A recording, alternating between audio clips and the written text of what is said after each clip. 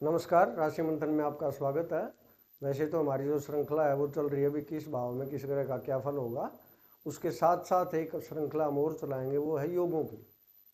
जो क्योंकि 100 के आसपास जो है वो योग है हमारे, तो उसमें धीरे धीरे साथ साथ चार चार पाँच पाँच योग जो है वो भी हम साथ साथ में करते चलेंगे। तो आज जो हम आपके लिए लेके आए हैं वो है पंच महापुरुष योग। पंच महापुरुष का ये यहाँ पर है कि भी सूर्य और चंद्रमा, इसके अलावा जो हमारे 5 ग्रह हैं तो हर एक से संबंधित एक एक जो है वो महापुरुष योग है। तो वो जो है हमारे मंगल का, जो मंगल से संबंधित जो महापुरुष योग होता है उसको रोचक बोलते हैं, रोचक योग। बुध से संबंधित जो हमारा महापुरुष योग होता है वो भद्र योग होता है। उसके बाद बृहस्पति से संबंधित जो हमारा महापुरुष योग होता है वो हंस योग होता है। फिर शुक्र से संबंधित जो होता है वो मालव्य योग होता है। और शनि से संबंधित जो योग होता है वो शश योग होता है। यानी कुछ विशेष स्थितियां हैं जिसमें अगर ये ग्रह बैठे तो वो महापुरुष योग होता है।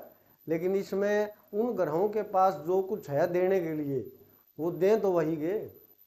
यानी कि हमने ये देखना पड़ेगा कि भाई मंगल का महापुरुष योग है तो मंगल क्या दे सकता है, ऊर्जा दे सकता है, जो है साहस दे सकता है, तो जो बल दे सकता है, ये चीज़ें ही जो है वो दे सकता है। लेकिन वो अपने उच्चतम श्रेणी की वो चीज़ें देता है। फिर जैसे बुध है तो भाई वो बुद्धि देगा, वाणी देगा, तो ये जो चीज़ें हैं तर्क शक्ति देगा तो वो उसके अनुसार देगा। उसी प्रकार से जो है गुरु है, समझदारी देगा, ज्ञान देगा, अध्यात्म देगा, वो अपनी वो चीज़ें जो है उच्चतम श्रेणी की देगा। इसी तरह शुक्र है भाई, भोग की जो चीज़ें हैं, सुख सुविधा की चीज़ें हैं। और शनि जो है क्योंकि वो दुख का कारक है तो उस महापुरुष योग को ज़्यादा अच्छा माना नहीं जाता। हालांकि संपत्ति होगी खूब, उसके पास कमी किसी चीज़ की नहीं होगी, लेकिन ये है कि वो साथ साथ में जो है वो अपमान या जो है कोई न कोई और समस्या, कोई और दुख वो खड़े कर देगा। तो उस वो योग थोड़ा सा एक अलग प्रकार का है। सब कुछ होते हुए भी कोई न कोई जो दिक्कतें उसको रहेंगी क्योंकि वो कारक ही दुख का है। तो पहले हम ले रहे हैं रोचक योग। अब ये रोचक योग क्या होता है कि हमने देखना है कि वो जो ग्रह जिसका हम जिक्र कर रहे हैं, जिसका महापुरुष योग हम कर रहे हैं, उसकी खुद की राशियां कौन सी हैं और वो उच्च किस में होता है, ये चीज़ हमने देखनी है। जैसे हमने रोचक योग लिखा तो ये मंगल का है, तो मंगल की राशियां हैं मेष और वृश्चिक, और ये उच्च किस में होता है, मकर में। तो मंगल इन राशियों में से किसी का होके और इन 4 स्थानों में कहीं भी बैठ जाए तो वो रोचक योग होता है। यानी ये केंद्र जो स्थान है हमारे चारों के चारों, यहाँ इनमें से किसी भी राशि का, तीनों राशियों में से किसी भी राशि का होके बैठ जाए तो वो रोचक योग होता है। तो उसमें मंगल के पास जितनी भी चीज़ें अच्छे से अच्छी वो देने की क्षमता होती है।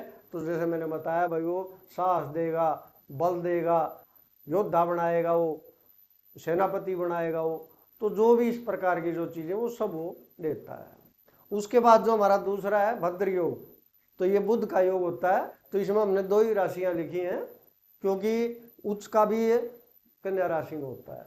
तो मिथुन और कन्या, यानी बुध मिथुन और कन्या का होके इन भावों में चारों में कहीं भी बैठ जाए तो भद्र महापुरुष योग होता है। और उसमें जैसे मैंने बताया बुध की जो चीज़ें हैं मुख्य, वो बुद्धि है, वाणी है, तर्क शक्ति है, कम्युनिकेशन जो है, पावर है, तो वो सारी चीज़ें जो है वो अपने चरम पर देता है।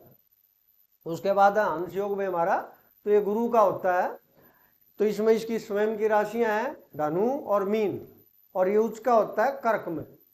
तो गुरु यदि धनु, मीन और कर्क का होके इन स्थानों में कहीं भी बैठ जाए तो वो गुरु का जो है यानी कि हंस महापुरुष योग होता है। तो उसमें वो जो है उसकी जो चीज़ें हैं, ज्ञान है, समझदारी है, धन दौलत भी उसके अंदर आती है भाई, और साथ में जो अध्यात्म, ये चीज़ें जो वो देता है। उसके बाद हमारा मालव्य योग है जो शुक्र का है। तो शुक्र की 2 राशियां हमारी वृष और तुला, और ये उसका होता है मीन में।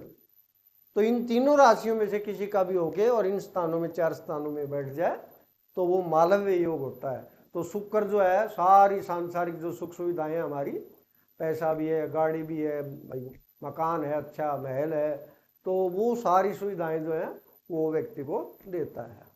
उसके बाद हमारा शश योग है जो शनि का है। तो शनि की राशियां हमारी 10 और 11 यानी मकर और कुंभ, और ये उसका होता है तुला।